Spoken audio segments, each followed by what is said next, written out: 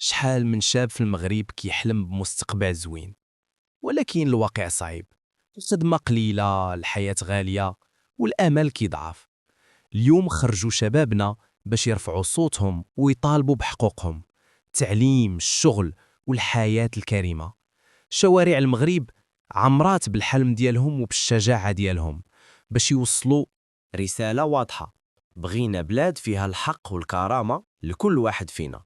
هاد الفيديو غادي يوريكم اللحظات اللي عاشوها الشباب في احتجاجاتهم والصعوبات اللي واجهوها والدفاع ديال الجمعيات والمحامين على حقهم. 3, 2, 1.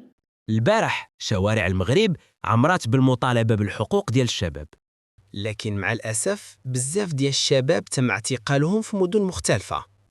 جمعية المحامون الشباب تدخلت رسمياً باش تدافع على كل المعتقلين.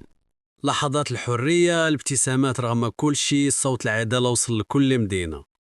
العدالة والحق ما كيعرفوش حدود المدن. دعمكم للشباب يقدر يبدل الواقع.